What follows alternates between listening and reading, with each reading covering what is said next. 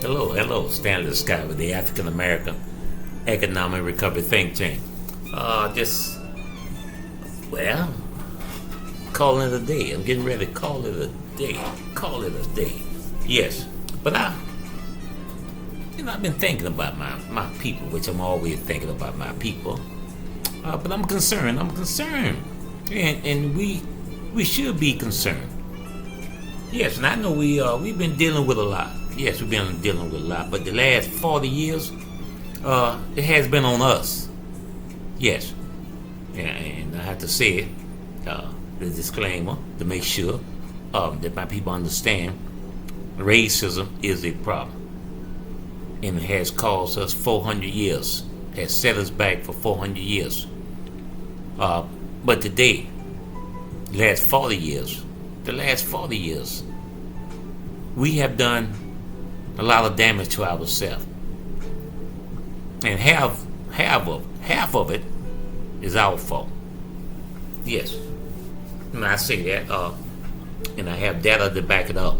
But I have my own experience going from Jacksonville, California, up north, living in other cities. Yes. Been able to go to other countries.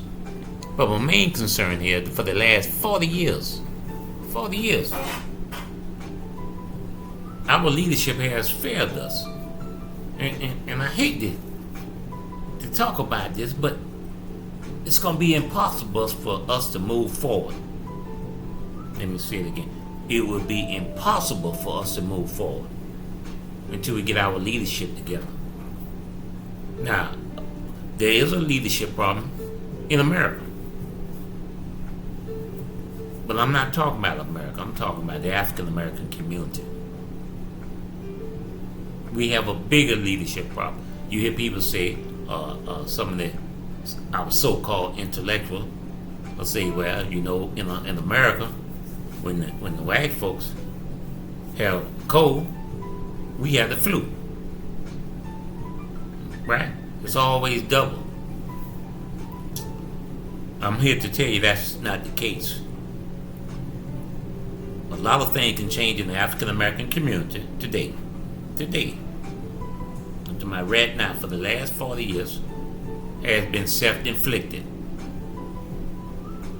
Our leadership has failed us. Regardless of whether it be the civic leadership, whether it be the education, whether it be the health care, whether it be business, it doesn't matter. The African American leadership is a colossal failure. In denial of that fact. We in denial of a lot of things in America, I'm talking about in the African American community.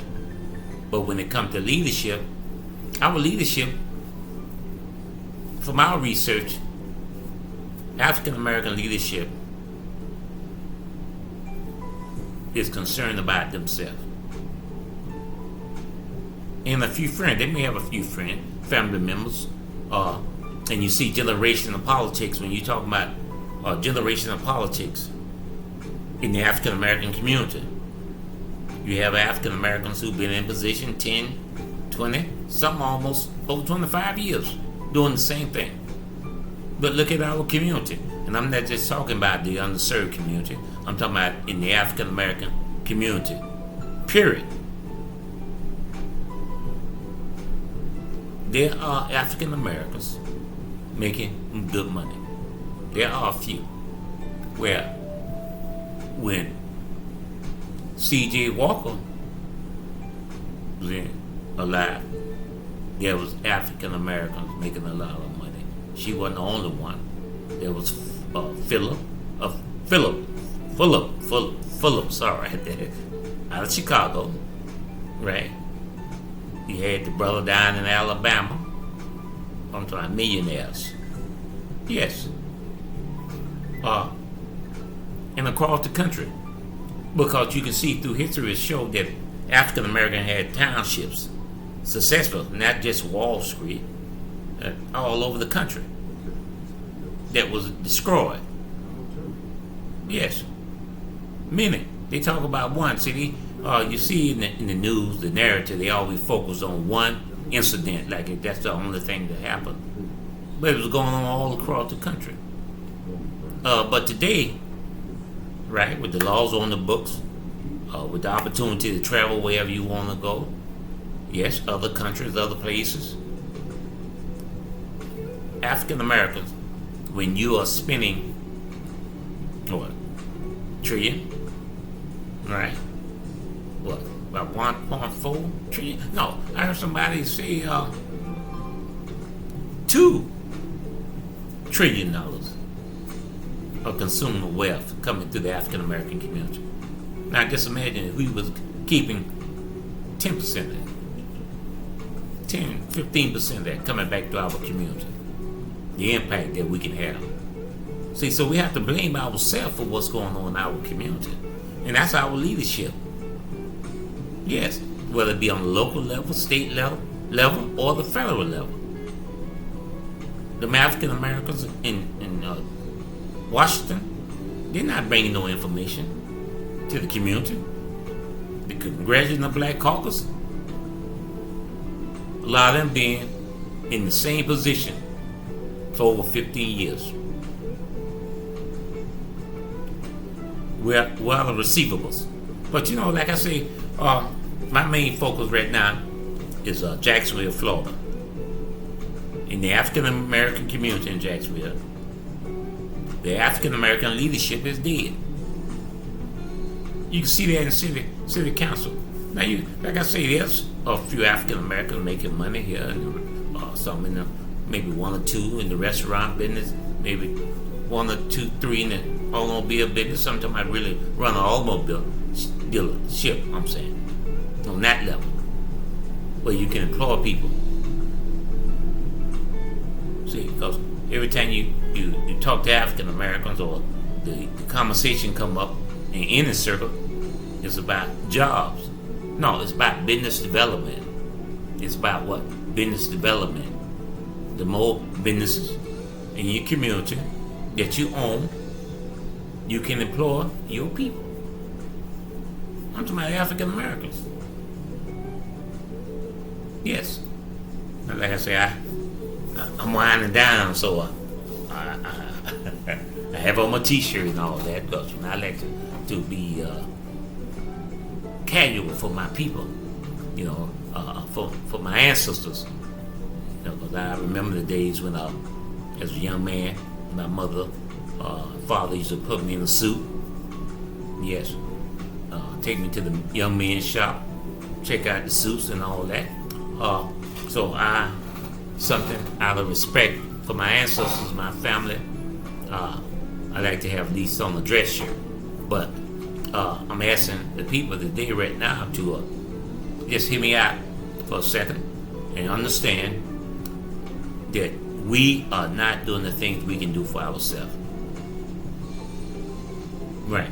And we have quite a few African American veterans in this country.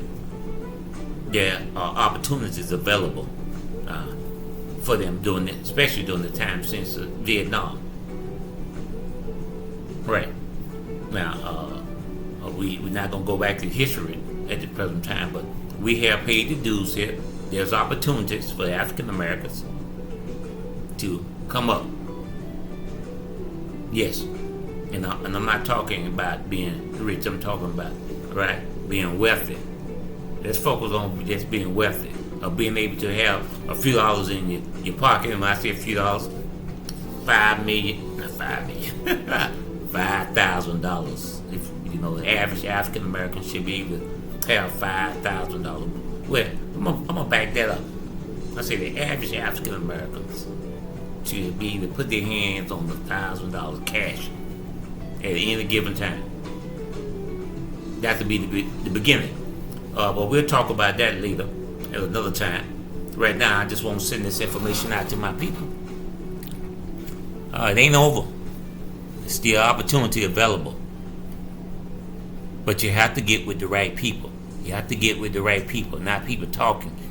People that are taking action. That's the way you be successful. Taking action, not talking. So once again, I'll be reaching out to my people next week. We'll talk about that. Economics. Once again, collective economics. 2 or 3 African Americans coming together and create a business. Once again, my name is Stanley Scott. I'm with the African American Economic Recovery Think Tank in Jacksonville, Florida. Thank you.